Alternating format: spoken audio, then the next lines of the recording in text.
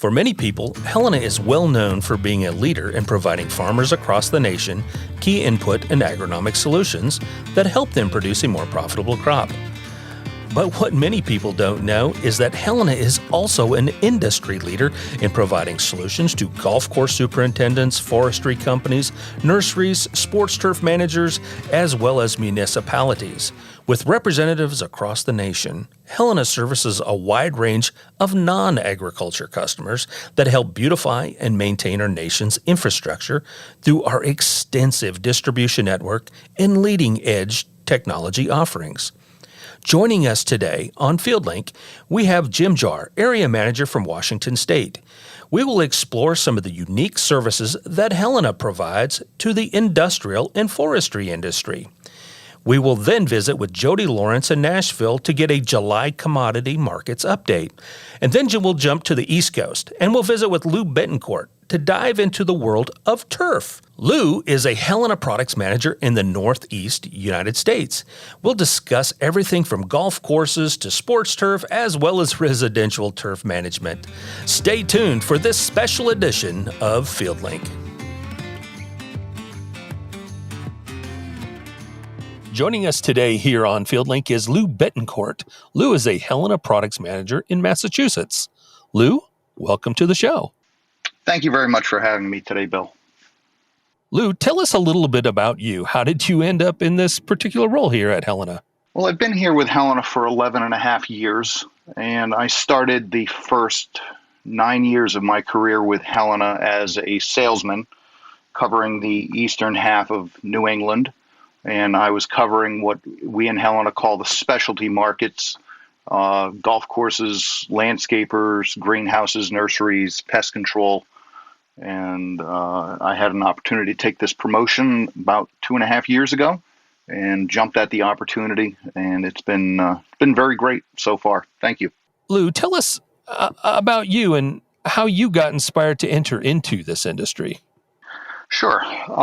When I was younger, I got into the game of golf and started working at a golf course at a young age. And I had an opportunity to attend the University of Massachusetts Stockbridge School of Agriculture, majoring in turfgrass management. And then I spent the majority of my career before coming to Helena as a golf course superintendent, both here in New England and down in Maryland. Then I had an opportunity to join the team at Helena, and I jumped at that opportunity just because I knew the type of company that it was and the people that were involved in the company. Turf is a big term that gets thrown around by a lot of people who may not totally be familiar with the industry. Can you share a little bit about the different areas and sectors of this turf business? Certainly. There's a number of different areas that are involved when we talk about the general term of turf. Most recognizable is obviously going to be somebody's home lawn. There are many companies out there that professionally manage people's home lawns, doing lawn care applications, fertilizer, chemicals, and the such. The next most popular one is obviously golf. Everyone is at least probably familiar with golf to some degree. And I think that's where the majority of turf managers come from, that when they graduate, they typically go into the golf end of the industry. And then from there, oftentimes they'll look at other avenues to go. And then the other part of the turf industry, which most people don't really even think about too much, is the sod production industry. There's a vast number of sod farms across our country. And if you're looking for an instant lawn, that's probably the best way to get an instant lawn is to order some sod and get it delivered, and you've got instant green right there at your house. In this other area, sports turf. With more and more youth sports becoming a bigger part of our lives across the nation, what's the energy behind this area? And you're right. I did kind of gloss over that one, and thank you for pointing that one out. Sports turf is definitely an emerging market that we see in the industry. There is a lot of emphasis put on the sports turf industry to make sure that Sports turf fields are safe, so this way athletes are not getting hurt. And that ranges all the way from the little kids starting all the way to the professionals that we see playing sports on TV. So when we're talking about turf and sports turf, there's a lot of emphasis put on the safety of turf. And there are some negative connotations that are put on synthetic turf because of safety, temperature aspects that the surfaces can get. Sometimes the surfaces of synthetic turf can get well in excess of 160 degrees Fahrenheit. So natural turf is definitely a preferred avenue that we as turf managers like to see. Synthetic turf does have a fit in our industry because sometimes fields are just getting overused, and natural grass can take a lot. But sometimes it's just overused, and when it's overused, sometimes the synthetic turf is definitely a way to go. But I think if you polled most sports turf managers, they would tell you that they would prefer to have natural grass rather than a synthetic turf out there. What are some of the big challenges folks like golf superintendents or sports turf managers face in today's market? Probably the biggest expectation is going to be unrealistic expectations placed upon them, whether it be, predominantly for a golf course superintendent, green speeds, the greens aren't fast enough, the fairways aren't cut to the liking of the golfer. For a homeowner, the grass is never green enough. We see that oftentimes we've helped lawn care companies doing everything that they can. They've got a fantastic program in place, and they always end up with a number of people that aren't happy that the grass just isn't green enough to their liking. When it comes to sports turf, again, just making sure that, that one of their biggest challenges is making sure that turf is safe. So there's a lot of different challenges that face people that are managing turf on a daily basis, and it's really all specific to the different industries and markets. Obviously, budgets are a concern when it comes to the golf course superintendent or the sports turf manager, and as well for the homeowner, because as much as the homeowner wants to have a perfect, fantastic lawn, that lawn care company is there probably once a month or once every 6 to 8 weeks. And, they can only do so much. It's not like they have somebody there full time, like a golf course or a sports turf field, managing that turf 7 days a week. So Lou, what is your team doing to implement the art and the science to help these managers make better decisions? Helena has put a big emphasis on using technology, and so we have an entire platform called RX360, and within RX360 we have a multitude of offerings that we try to bring professional managers of turf, so this way they can try and accomplish and achieve the results that they're looking for. One of them is a soil sampling platform. That's called AccuPoint, where we'll go out and we will map the soil on that property, and then we'll take soil samples and mark those soil sample locations with GPS. So this way we can come back in future years and resample in those exact same locations. And then we're able to create very detailed maps telling that person what nutrients they need, where they need those nutrients, and how much nutrient they need to put down to correct those problems. Beyond that, we have another platform called Preveal, where we're using drone technology to go out and do aerial photography using infrared cameras on that. So this way we can try and take a look, see if there's any problems with the turf, and try and help correct those problems before they become noticeable to the human eye. And then beyond that, we have a couple of other things. We have Extractor is another platform that we offer, where we're doing tissue samples to try and really hone in on what that plant is doing and how much nutrient that plant is actually taking from the soil. And then from there, we'd be able to offer solutions to try and correct whatever deficiencies that turf might have. And then the last one would be AquaLens, because water plays a big part in everything that a turf manager is doing when it comes to spraying, that we want to help make sure that that turf manager, when they are putting products in their sprayer, that we're trying to do everything we can to have the most success with that application. So this way there are no antagonisms because of high pH or bicarbonates in the water, or some sort of underlying issue with the water that we may not know about and be able to visually see. You mentioned extractor in one of those offerings. At this time of year, what are some of those common findings that you and your team are finding when they're pulling extractor samples on turf? As we get to this time of the year, this is a great time of the year once we're in season for doing extractor samples.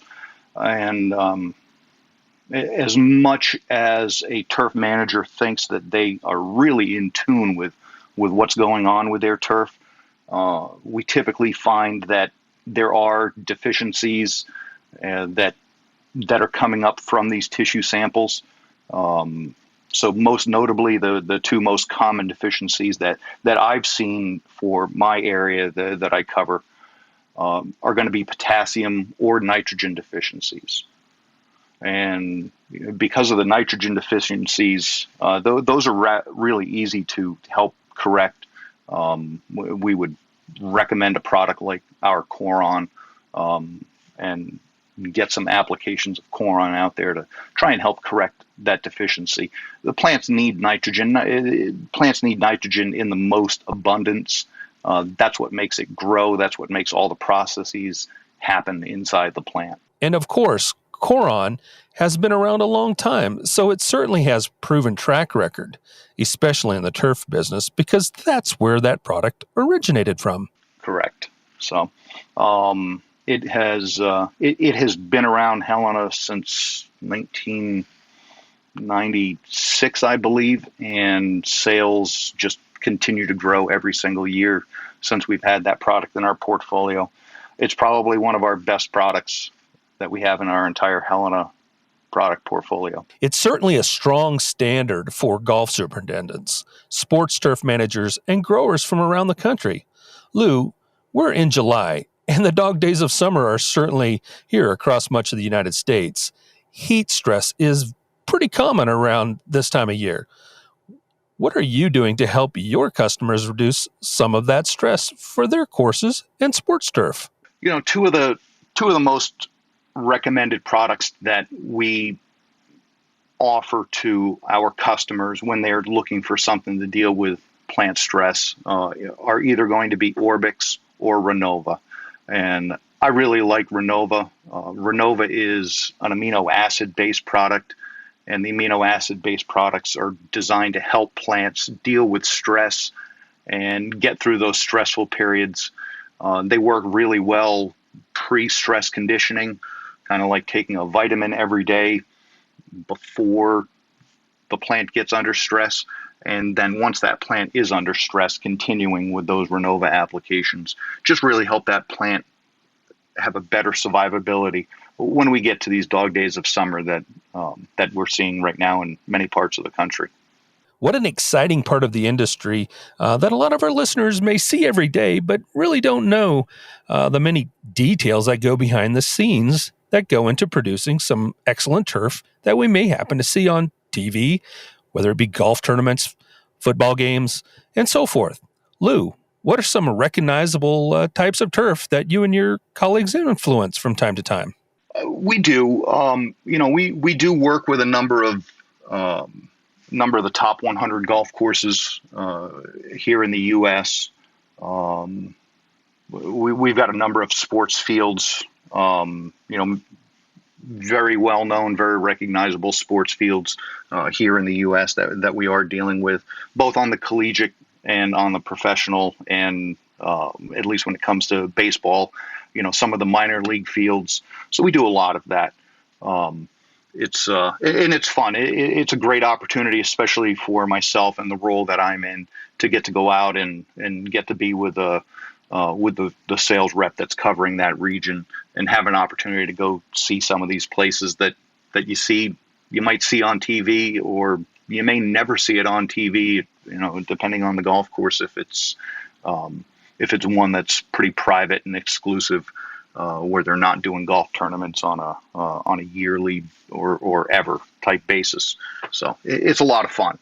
It's a very exciting side of our industry that our listeners may not be aware of. But there's a pretty good chance that if you're watching ESPN, a golf tournament, or even MLB, there may be a chance that Helena may have touched that field in some way.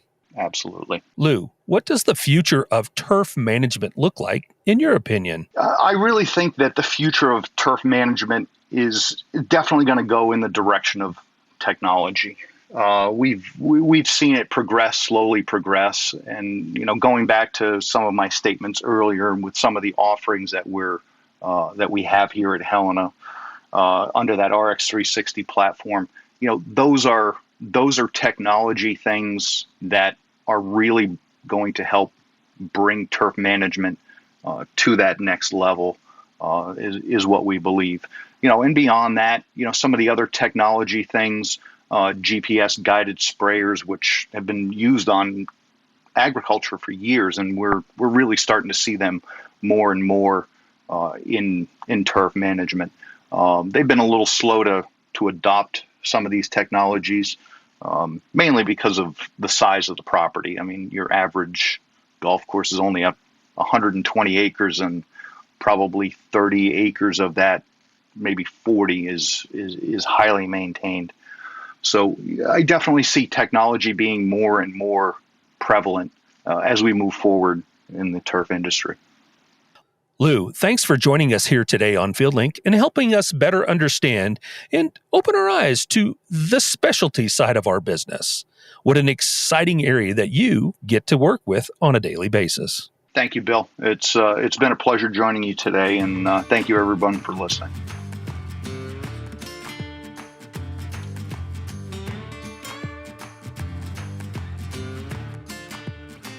And now we're going to head over to Nashville to learn a little bit more about the commodity trading with Jody Lawrence. Jody, welcome to FieldLink. Thank you, Bill. Already an exciting week. It's a rock and rolling time right now in the markets.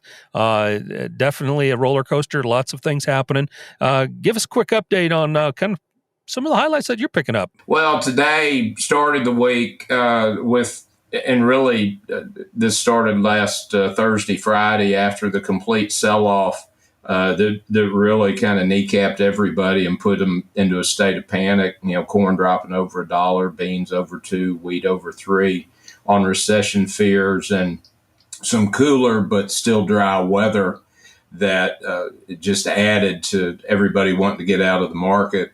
And then you got to a point where it was clear that the recession fears through a U.S. unemployment number and another factor or two, that the U.S. may come out of this without making a really hard dive into recession. There could be a soft landing here because the U.S. Job creation pace continues to improve, so that helped, and we've had a big bounce since last Thursday's low. Opened sharply higher last night. At one point, December corn was up 35 cents. Wheat was up close to 40. Beans were up close to 25. And then as we progressed through the night, word was coming out of Russia that they had been speaking last week through their people with their allies in Turkey, who control the Black Sea port or the entry to the Black Sea at the Bosporus. And this is nothing new. This is that we saw over the course of the last month to 6 weeks. It's complete propaganda, but we have algorithmic trading systems that are involved in our market. All they saw was humanitarian wheat corridor in the headline, and they took wheat from being up 40 to down 30 by the end of today on nothing more than a headline that has proven over the last 2 months and since the start of the war and the invasion to be completely illegitimate. So incredibly frustrating when you're watching it, as just the daily swings and value of your crop and your mental well-being are as extreme as I've ever seen it in the market. Yeah, it certainly seems like there's a lot of your words, daily swings that are, you just kind of scratch your head a little bit. As you mentioned, the chatter about some trades, some things freeing up and in Turkey and in the Black Sea. But then you turn the page or you flip on a YouTube and you find out that the Russian soldiers are still burning some of these fields down, a wheat crop down in Ukraine. So it's really challenging to really, I guess, get a clear picture. Yeah, and that's the thing. It's Russia and China who obviously we have to deal with when we're talking about setting fair value for agriculture prices on the supply and the demand side for both. But when they actively wage a war of disinformation to get the markets to try to think what they want rather than what the real facts are, it becomes crazy. Because last week China canceled 7 different purchases, about 7 boats of soybeans, only to find out that Thursday and Friday, and even some over the weekend, they came back into the U.S. markets asking for cash bids. So just the lack of consistency and transparency in the markets at the price levels where we are is creating this volatility, and it just a few head scratching days where you see massive moves over what probably is fake, if not old enough news that everybody should have known it. Well, Jody, now that we're in the middle of July, it's a critical time for a lot of crops across the United States, so, especially that corn crop. In many places, pollination's going to be starting if it hadn't already. Any weather updates from the markets? How are they talking to us? Well, last night's open clearly showed, with corn opening 25 higher and quickly advancing to 35 higher and getting back almost a full dollar of some of the losses that we saw over the last 2 weeks, that there's some extreme heat building across the western corn belt, almost a complete lack of rain over most of the Midwest over the course of the next 10 to 14 days. And the weekly crop conditions just came out, and you got 15% of the crop in pollination as of yesterday afternoon, and normally it's at 25%. So what that means is you still have 85% of pollination ahead with the driest, hottest forecast of the summer. And that is directly relatable to the fact that we were behind on planting during the spring because it was so cool and wet in a lot of areas of, the big chunks of the Midwest. And you just look at other things. Last week's rain put a dent in prices, but crop conditions came out, and these are subjective, so they have to be taken with a grain of salt. But the corn crop condition was expected to improve 1 to 2%, and it didn't improve at all. And beans were up 1, but we're still early enough in the bean growing season that it can, that's not going to make a tremendous dent. But the fact that the corn crop is not improving over the last 10 days with the rains that a lot of people saw and, felt like they were $1 million rains, everybody's going to have to account for that, because I've talked to too many people in too many major areas that the top end has been taken out of their crop. And with the advancing heat, obviously you get advancing maturity. And when you have those combinations during pollinations, it just doesn't set up for a bin buster by any means. But I'll be shocked if we get to the 177 that the USDA is predicting currently. Yeah, it definitely feels like depending upon where you're traveling, east to west, there's certain spots things look really, really good, and then in other areas just a little bit tough. And as you pointed out, the next 10 days are going to be pretty critical for a bulk of that pollination period for a lot of corn crop across the United States. Jody, let's talk about fuel and energy. That's catching all the headlines. What's the latest update in that space? Well, you had crude oil down today, and last week back down under $100 a barrel, and you had diesel take a big dip all the way back into the mid 350s after peaking out over 450 a couple weeks ago. But you had diesel up 10 cents today, and you've got demand. You do not have as much economic fear as you did of a major worldwide recession. Chinese COVID lockdowns are going to continue to be headline risk throughout the trade, and that certainly is part of it, because if China has a big booming economy, it benefits all raw material use. But on the other hand, China announced Thursday or Friday, late last week, that they've got are preparing a $220 billion stimulus package to re-energize their economy. So you've got a lot of positives in the world, and the reality with diesel fuel in the United States is we can refine at full capacity, and we're still going to be just barely meeting demand, even if the market takes the current demand as a little bit under normal. So if demand were to return to normal with no more refining capacity than we have, it sure looks like diesel and gas in general that through the rest of the summer can easily make a run back up at those highs that we saw in June. Yeah, and that clearly we got to sit back and look a little bit at what could be happening in the Gulf with maybe some hurricanes as we kind of get into that hurricane season. If that slows some refining down, boy, that could certainly impact some of those diesel prices. That would be a backbreaker, because if you had, and certainly you don't wish ill on anybody, and you hate to even talk about it, because you and I were in New Orleans for the Commodity Classic, and they don't like to talk about anything hurricane related unless it's a drink. That if they had a major Category 4 or 5 storm come through and shut down the oil production, or hit Houston over to New Orleans and make it a major dent in that, prices would go through the roof, and we would really, really have big problems this fall just about availability and affordability of diesel. Well, certainly a lot to keep an eye on as we continue through the growing season, Jody. Jody, we want to thank you for your time, for joining us here on FieldLink, and look forward to catching up with you our next session. All right. Thank you, Bill. And everybody stay cool, and we keep doing our rain dance in our office so everybody can get some rain and get these crops home. Thanks for joining us today, Jody.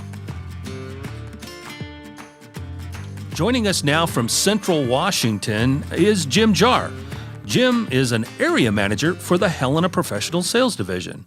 Jim, welcome to FieldLink. Thanks for having me. I appreciate the opportunity. Jim, you live in Washington. You cover the western half of the United States for our specialty business at Helena. Tell us a little bit about your story. How did you navigate your way to become an area manager for the specialty division? Well, back in 1992, I joined the industry working for a distributor here in the Pacific Northwest. I spent 16 years with them. I had a 2-year hiatus in the late into that, where I left to run my own small business as an applicator in the non-crop business. And along that way, I held various positions in support operations and finished up there in sales for about 7 years. And then Helena offered me a position as a product manager, and it was a really good opportunity to join this team. And I spent about 4.5 years in the same territory, operating as a product manager for this group. And then this opportunity came along to take on this role, and I've been glad I did. So very, very, very fortunate to be here. That's great. We're glad to have you here joining us here on FieldLink. Tell us a little bit about, I guess, the structure.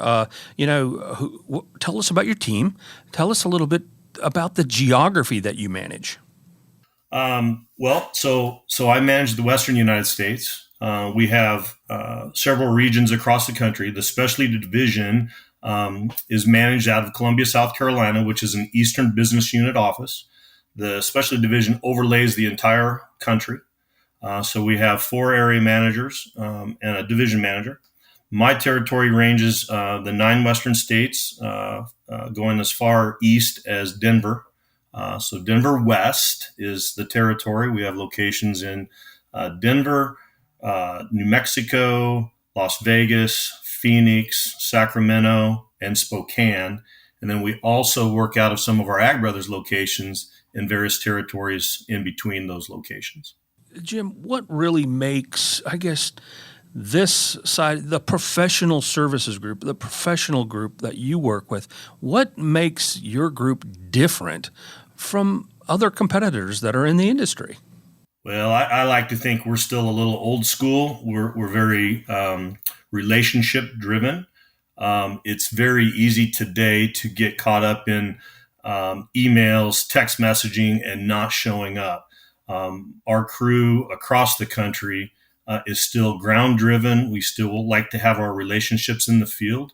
We understand that businesses change and the business has changed, but if we don't have a relationship there, we're not gonna be as successful. And we see that with our competition.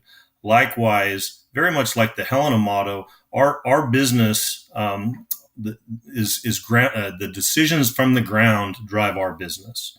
We try very much to put a lot of autonomy and authority into our sales reps, into our locations, our branch managers, and work from the ground up. So I think the combination of the relationship-driven business along with giving our sales team the latitude to make decisions in the field makes us very successful, and we stand out from our competition that way. You know, I think it's really unique. When we talk to different managers across our organization out here at Helena, no matter what part of the country in, everybody leads to that people side and truly living out that model, people, products, and knowledge. Jim, tell us about the other areas, you know, some of the products and some of the knowledge that your team brings to this very unique market and industry. Well, I like to say if it's not edible, we're calling on it. So, you know, the markets that we service are everything from a golf course, which is usually forefront in most people's minds when they think about our business, but it's really only a piece of what we do. The lawn care company that's taking care of the residential lawns in your neighborhood, they could be buying from us. The pest control company that's taking care of the school district's cafeteria or spraying the perimeter of your home to keep insects out, those people are buying from us. If you look at it, the athletic fields in your park service, those people are buying from us. And then it goes on to the industrial business where your roadside managers who are managing weeds on the roadside or in the industrial park, those are our customers that we go and see every day. Nursery and container grown ornamentals that you find at Lowe's or Home Depot, those growers are buying from Helena. Wow. Jim, you talked a little bit about the industrial side, industrial vegetative management side of our business. This is a very unique and often overlooked space in the industry. Can you tell us a little bit more about that sector of the business and how that truly impacts everybody on a daily basis? Yeah, that's a great question. Yes, I think it is oftentimes overlooked. So my challenge to you would be is the next time you get in the truck and you're heading down the county road or the highway, we call it the edge of the oil. Look at where the edge of the asphalt interfaces with either the native vegetation or perhaps even gravel. So in the arid west or in other parts of the country, you might see a large gravel path, anywhere from a foot up to 8 feet wide. That is most likely being treated with a herbicide, a residual herbicide, to keep that vegetation from encroaching out onto the roadway. We do that for several reasons. In the West, where we have significant wildland fires, if that grass, which probably goes dormant in the summertime, becomes brown and very tender, a hot vehicle pulls off the side of the road, we could ignite that dry grass, and now we have a rangeland fire. Likewise, if you think about wildlife, where do they like to lie down? They like to lie down in tall grass. It's cooler. if that grass is tall and it's out on the side of the road, wildlife aren't visible or as visible to a passenger vehicle going by, so it creates a safety risk. Likewise, if you're on a windy mountainous road or windy road anywhere, and you have tall grass, 2-3 feet tall, line of sight around the corner becomes an issue. So for those reasons, we would use a residual herbicide to try to keep the grasses and the native vegetation from coming in and encroaching on the road shoulder. Also, we have invasive species that will overtake natural vegetation. We also have invasive species that are harmful to grazing livestock, etc. So there's a long list of reasons that we want to manage industrial vegetation, both on the roadside as well as perhaps in an industrial park or other areas.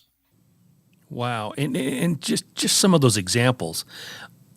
Honestly, I would have never thought about really the safety factor, but you bring such a great point. You can't turn on the news and you're always hearing about wildfires in the West. And I know I've got a lot of experience.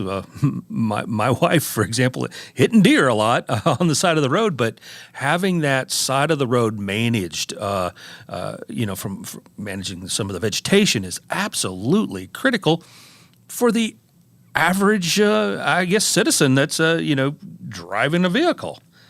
Mm-hmm. Yes, sir. In addition to roadsides, does your group also play in, for example, the railroad side of the business, or even I know we've got some of our team members that are very involved with managing around municipalities, around energy lines, power lines, that sort of thing. The railroad is a little bit different business. We do work with some short line railroads in various parts of the country, but that business evolved many years ago, and it's a very difficult business to get in as a distributor. There's a lot of direct relationships there, so we don't play in that market as much. However, if you look at a railroad line, you will see that vegetation is being managed, and for a very important reason. Ultimately safety and safe passage of those trains. Likewise, when you look at, or when I think about industrial vegetation management, it really goes much broader than that. We will combine, we call it either the T&O business or the IVM business, industrial vegetation management. That we will roll aquatics into that. We'll roll our forestry business into that. So it's a little broader spectrum. So we cover everything from aquatic business down in the Everglades of Florida, all the way to the irrigation districts in Idaho and the Pacific Northwest, and many lakes and streams and ponds across the country from an aquatic standpoint. Likewise, from a municipality standpoint, if you think about an airport, what's on an airport? You have runways, you need planes coming and going, you need line of sight. You also have tank farms for aviation fuel. We certainly don't want vegetation growing up to the edge of those tanks, right? That's a potential hazard. So we're going to be managing those kinds of things. If you think of in terms of utility right-of-ways, in the Southeast, where vegetation grows very rapidly and encroaches on those, there's a lot of side trimming being done, mechanical pruning of those corridors that the utility transmission lines will run through. We have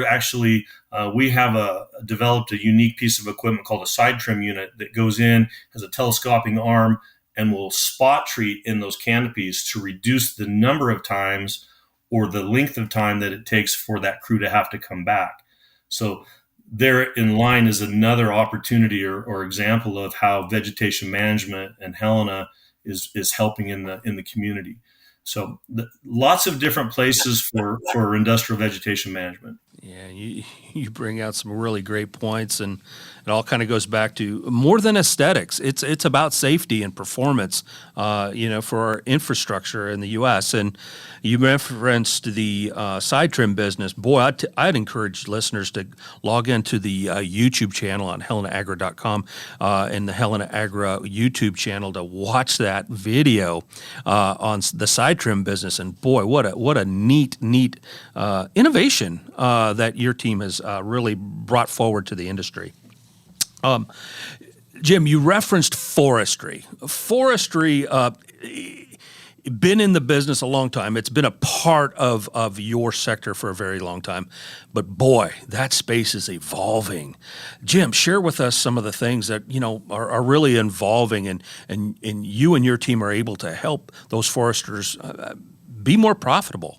Well, as the economy changes, as you watch timber prices, the cost of a 2x4 at your local hardware store changes. Foresters are forever being challenged to be more efficient, more environmentally sound, more environmentally safe. And so we have, for a long time, worked in the forestry business. In fact, some of my predecessors were some of the first to use chemical release applications to give the seedling trees an opportunity to outcompete the native vegetation for sunlight and moisture, which gives them a head start in the crop that takes up to anywhere from 25 to 40 years to grow. And so try to get your head around that when you think about planting a crop and you probably won't see it harvested. That's a timber stand right there. So going back into the days long gone, that's where that started. Today, we're partnering with timber companies and landowners to, we call it turnkey. I wouldn't say that we're the first in the West to do that, but or the first in Helena. The guys in the Southeast have done that over time. We're doing it a little differently. We have partnered with our subsidiary, Western Helicopter. We go out and we'll do the mapping. We'll go out and identify water on these units. And then we basically, instead of the landowner having somebody doing that for themselves, they will hire us to do that. And it's a great opportunity for us to partner with the landowner. We're invested, they're invested. We can make the right prescription for them and ensure that everything is being done the correct way. Jim, how's your team implementing, I guess, unique technology for your customers in this area and as well as other areas? Well, I got a firsthand look of it just last week. I was with our AI area technician who does a lot of our mapping, and he flies our drone and does a lot of those things. So I went out and spent a few days with him hiking around in the forest in the Inland Empire, and it was very eye-opening. We were given maps that identify potential areas of moving water in some of these forest units. And a forest unit could be anything from 50 acres to 110 acres. Okay, and it could be on an inverted hillside, it could be on a perfectly flat piece of ground, or it could be a combination thereof. And so what we're trying to do is find water on this so we can go in and drop pins and map it, and then be able to communicate that map to the pilot of the helicopter. We'll fly all of these units with helicopters, and then he will create a buffer so he has a no spray area in that particular that particular unit to avoid applying herbicides into that moving water that might or might not leave that unit. So we're partnering with the landowner, using their maps, combining those with our technology, and then communicating with our helicopter partners to ensure that we're getting our product where it needs to be appropriately. Wow. So physically, you're going out mapping this portion of the forest to make sure if we have a stream, some kind of moving water, and obviously we're just trying to simply ensure that we're protecting the environment by not applying a herbicide in an area that could be sensitive. Is that right? That is correct, and unlike maybe a crop in the Midwest or in the Southeast, this is a forest unit that has been logged. There's trees down, there's brush, there's lots of different things. So it's not just a stroll. I discovered I'm not as a young man as I once was as we started tromping through this stuff. But it was a really great experience, and to the foresters and the people that work in that industry every day. Hats off to you, because it's not easy work. Well, I think that's a great point. And, it still requires that human touch, right? People on the ground. And we're clearly looking for tools to, make our lives easier, by implementing different technologies like you've described with the mapping services and so forth. But what other tools are you starting to incorporate, for example, drones into this area of the forestry side of the business? So we do operate a drone. We're still in some building stages with that, identifying where it's appropriate to be used and where it's not. In our business, there's some challenges. You can't fly a drone along the highway, right? We just can't do that. But in the Christmas tree market in the Pacific Northwest, we're working with the drone to establish stand counts. We're also doing the very same thing in the Southeast in Florida for the container growers down there, where we can fly a drone and get a container count. Now, this saves countless man hours for an employee to go out and do an estimated count of containers or even Christmas trees in the field. So we're working towards being able to bring an efficiency tool to the grower in both of those markets with our drone. In the Pacific Northwest, we're working on weed identification imagery, which is something that helps with our some of the large county areas where we have to go out and look for noxious weeds, and we're trying to perhaps in the rangeland areas control noxious weeds. So if we can fly 1,000 acres with a drone, that saves countless man hours. And if we can identify what's on the ground, we can drop pins for location markers, and then go out and do spot treatments instead of broadcast applications in those areas. So it's something that we're working towards, and we're still trying to refine, but we're moving forward with that, and very, very optimistic of where that's going to go. Jim, it's definitely a very exciting side of the business, and honestly, a side of the industry that is quietly progressing and quietly evolving, but implementing a lot of really exciting technology that will make us all more efficient and frankly more profitable. Jim Jahr, I want to thank you for coming on to FieldLink, this special edition, to share with us some insight about the specialty side of the business. And you certainly referenced a lot of different areas that Helena touches that the average person may not be familiar with. So thanks for joining us today here on FieldLink, Jim. Yeah, thanks for the time. We want to thank all of our guests today for joining us here on FieldLink, and we want to thank certainly all of our listeners. Be sure to follow us on all of our social media platforms at helenaagri.com to get the latest FieldLink information and insight to help you produce a more profitable crop.